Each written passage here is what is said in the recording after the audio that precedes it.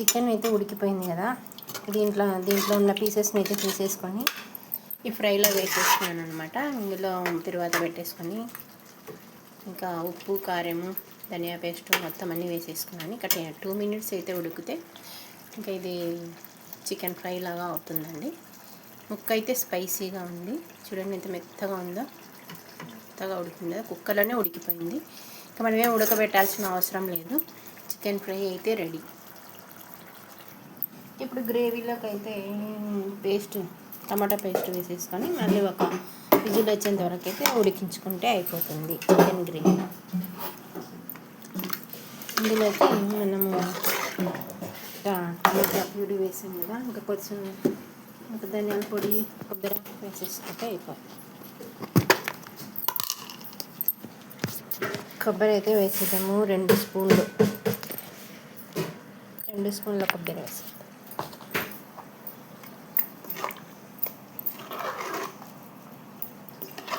2 స్పూన్ల కొబ్బరి. ధనియా పౌడర్ అయితే ఇది కూడా 1.5 స్పూన్ వేసేసుకోవాలి. ఇప్పుడైతే ఇంకా గ్రేవీ చిక్కగా అయింది కదా, కాసేపు అయితే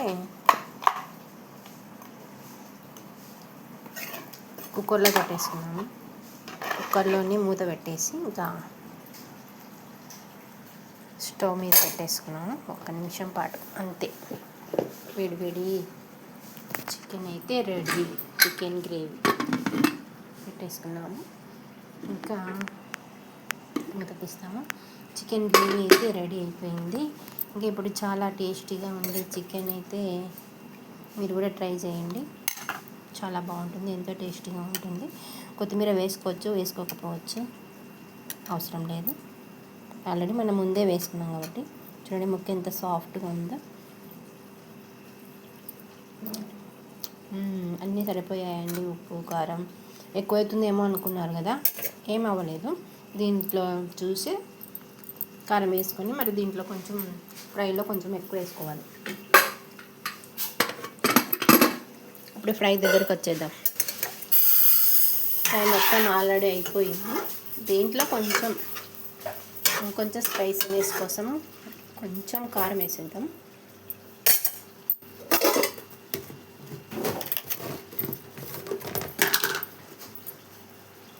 కొంచెం 1/2 స్పూన్ కారం వేసేసుకుని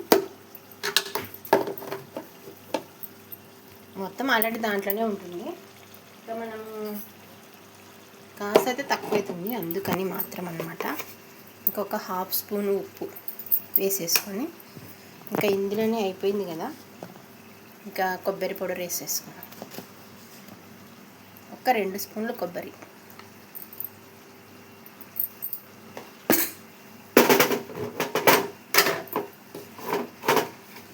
ధనియా పౌడర్. దీంట్లో మనము చికెన్ పేస్ట్ అలాంటివి ఏం వేయట్లేదు. మనం ఇంట్లో తయారు చేసి పెట్టుకున్న వాటిని మాత్రమే వాడతాం అన్నమాట. మేము ఇంట్లోనే రెడీ చేసి పెట్టుకుంటాము. ఇంకా మొత్తం రెడీ అయిపోయింది. కాసేపు ఉంటే చివరిలో కాస్త కొత్తిమీర వేసుకొని దింపేయడమే. చూడండి ఎంత టేస్టీగా ఉండే చికెన్ గ్రేవీ. ఓ పక్క చికెన్ గ్రేవీ, ఓ పక్క చికెన్ ఫ్రై, 2 ఒకటే టైంలో 2 ఒకేసారి అయిపోయాయి. ఎంతో టేస్టీగా ఉంటుంది. ఇలా ట్రై చేసి చూడండి మీరు కూడా. ఇది రొట్టెలోకి అయితే చాలా బాగుంటుంది. చూడండి అయితే సాఫ్ట్గా ఉంది ముక్క. బాబా సూపర్గా ఉంది. నోట్లో నీళ్ళు ఊరుతున్నాయి కదా. ఇలా మీరు కూడా రెడీ చేసుకొని తినండి, భలే ఉంటుంది. చపాతీలకి, రొట్టెలోకి చాలా బాగుంటుంది.